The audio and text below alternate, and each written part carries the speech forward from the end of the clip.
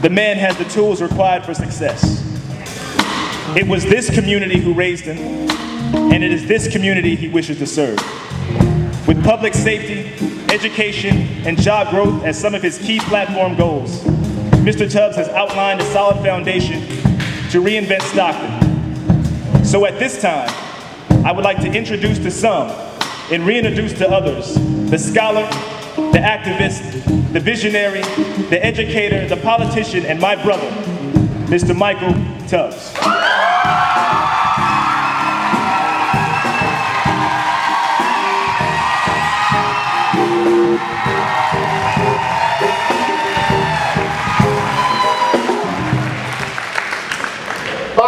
You guys are here because you understand the story that my mom taught me growing up. She told me that 1,000 years ago, there was a community in crisis. And the shepherd went down to the battlefield to give his brothers food. And when he went there, he saw a giant in the land. And the giant was talking to the community. The giant said, you know what, community? We're going to be bankrupt. The giant said, you know what, community? I will enslave and oppress your people. The giant was talking. And the little shepherd boy went down to give his brother some food. So being a little shepherd boy, he went to his big brothers. Like, what are we going to do about this giant? His brothers looked at him like he was crazy. You don't have the experience. You're not old enough. You don't have the skills. How dare you? Give me my food and leave. But luckily, the little shepherd boy had determination. So he said, I'm going to talk to the king. So the shepherd boy went to the king and said, King, I see this giant in our community. Our community's in crisis. What can I do to help you? And the king was like, not much. I didn't want to take an L on this one. It's too big. We can't do it. But the shepherd boy said, you know what, king? If no one else will do it, if the experts won't do it, if all the people with the position and titles won't do it, if the generals won't do it, if the city council won't do it, so the shepherd boy said, you know what, king? I'll do it.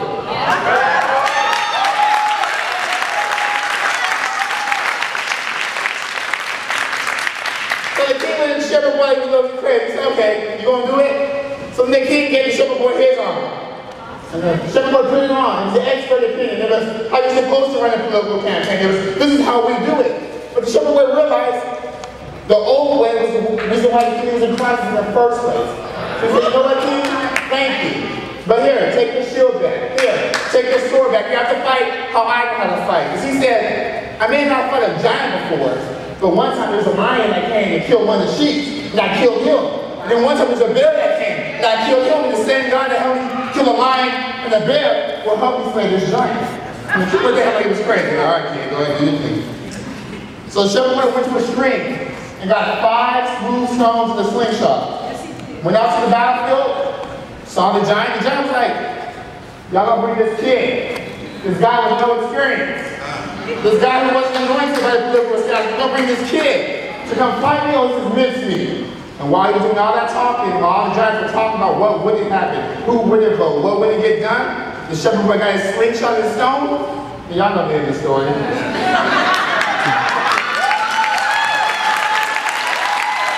So today I stand before you like that shepherd boy. I'm not the typical political candidate. My mom had me when she was a teenager. My father's been in jail, not 5 years, not 2 years, my entire life. I've had one conversation with him, so giants aren't nothing new. I've been fighting giants my whole life. And I've been fighting Stanford. Teachers, counselors, experts, giants told me you wouldn't get in. And then once I got in, they said, you know what? You're going to jail. Don't go there. Go somewhere else. Go somewhere within your means, right?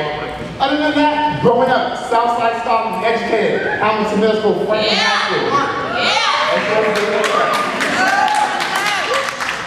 But growing up, there were other giants. You turn on the TV, and media tells you, the giants tell you, you're black, low income, you know what government cheese tastes like? You have 2 options, prison and death. So these giants are nothing new, and I'm excited that you guys are all here with me today to figure out our vision for Stockton and how you'll fight the giants facing our community, because we're not just facing one giant in Stockton. Look to your left, the giant of crime. We had 53 homicides last year.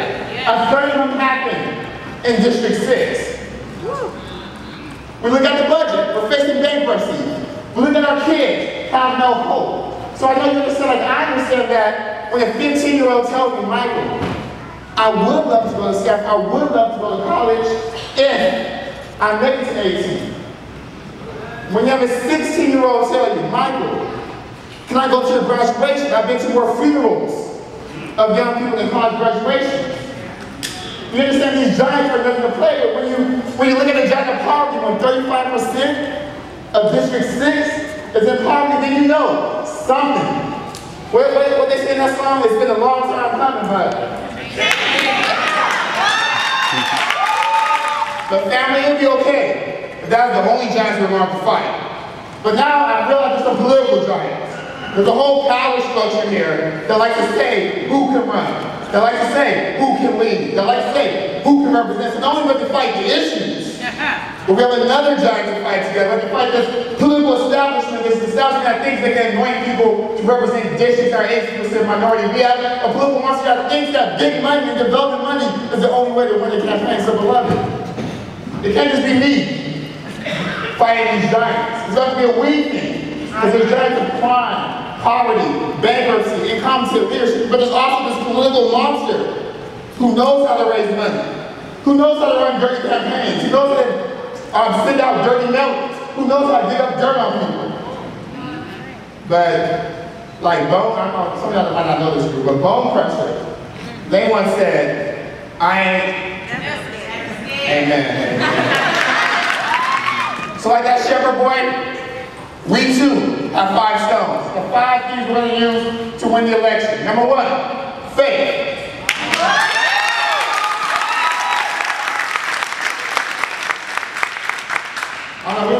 I've been watching the Republican debate. I don't think service, maybe the same Bible. My Bible says things like, the righteous care about justice for the poor. My Bible says, do not oppress the single-parent child, the widower, do not oppress the orphan, but provide service for them. So that's the first stone we have together. We have our faith. Second stone, education.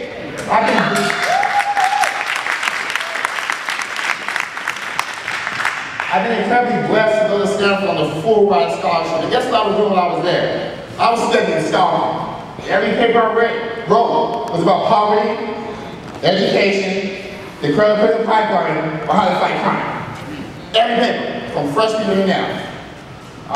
When I won this Truman Scholarship, my group used Stockton as a case study to figure out what are some preventative measures you can use to fight crime. So education. Then I said, you know what? I'm gonna have 1 more year here. If I take the maximum number of units, I can get a master's degree for free, and I can get an education policy. So when I come back to Stockton, not only can I serve city council, but I can help serve Cazares in the school board and make sure our schools are educating all our kids.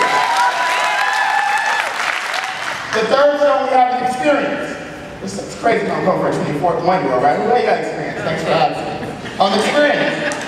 So while our leaders were twiddling their thumbs and taking 8 months to come up with their Marshall Plan, me and some friends at UOP decided to fight crime by getting kids off the streets and bringing them to UOP for a week for free and teaching them how to be leaders, teaching them how to organize for change, and teaching them that all of that is about democracy.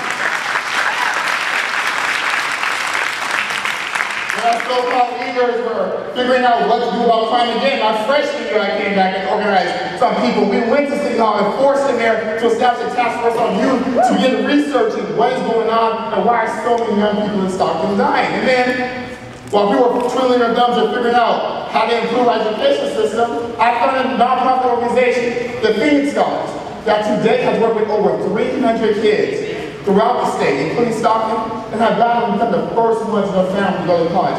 Some of our Stockton friends.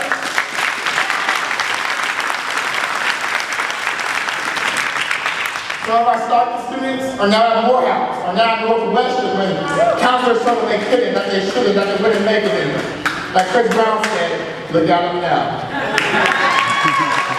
The fourth stone, the White House.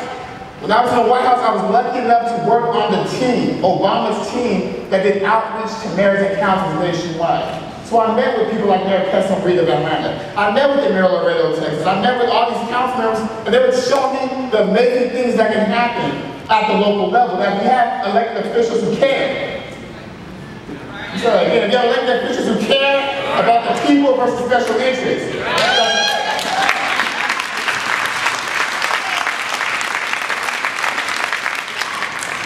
And when I was there, I was heartbroken because Stockton, I said this my time at school, Stockton ground zero almost for everything that's affecting the nation. We got foreclosures. Where's that? Stockton. Especially District 6 in Western Ranch. Education, crime, poverty, all from the Stockton. Yet Stockton was not on the administration's agenda. And not because they didn't care. They didn't know anybody here. No one was responding to emails from my boss, David Agnew, Obama's liaison to mayor. No one was telling them about Stockton's issues. So when I'm in meetings saying, well, you know what is happening in Stockton? They're like, what's Stockton? When I showed them that Stockton's the 63rd largest city in the nation, they were shocked. They said, we have had no engagement with Stockton. And then when I tried, the calls weren't an answer. That's our fourth stone, the White House. Because the fifth stone is you all. It's us. Recently, me and some of the volunteers have been going door to door in Conway, talking to people, and we met you. We met people like Eric, a man who has to leave his family for 4 months every year to go work on a dangerous crab ship in Alaska because there's no job for him here. We met people like Vicky. We met you, Vicky, who was just concerned, who didn't want her daughter to go outside to play, but was concerned about her fear of safety had on the development of her child.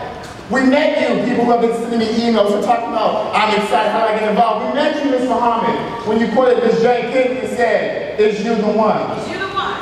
I don't think we're the one.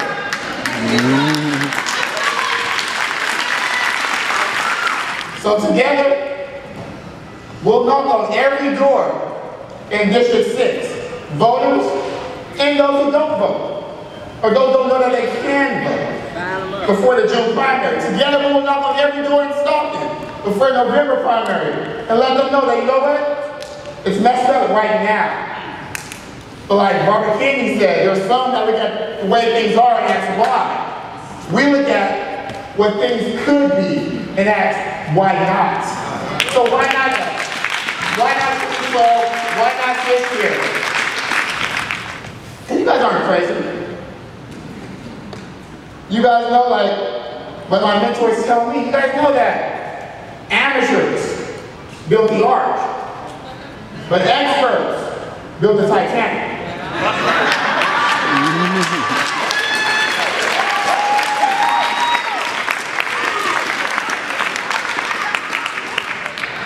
You know, like do that. Maybe we can't write $10,000, $20,000 checks. But we can get 10,000 people to give $10, get 5,000 people to give $20. You know that. We may not be able to do everything, but we can together do something. So I can move for a close. I understand there's certain audaciousness to this announcement, to this moment. Who has bands playing at their campaign announcement? Who does that, right? No, seriously, serious question. I was writing down when I was listening. I'm like, this is really extra, actually. Maybe you should have toned it down a little bit. But like I said earlier, this is different. This is fresh, this is new, but this is also, more importantly, now.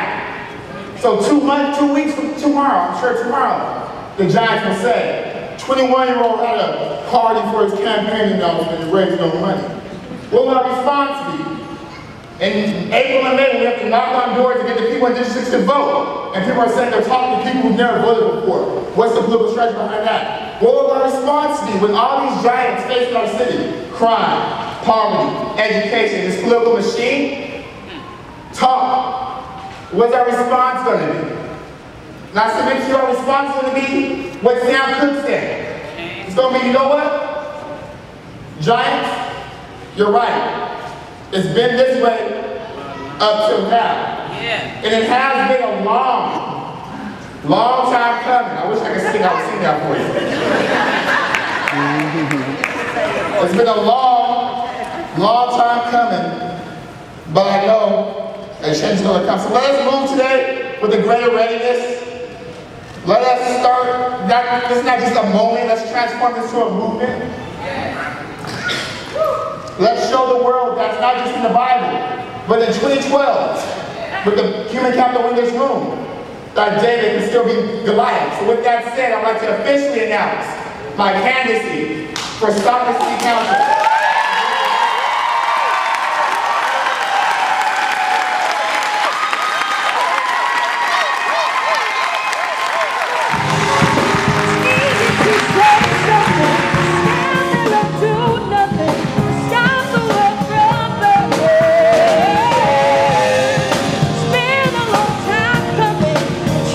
Gonna come.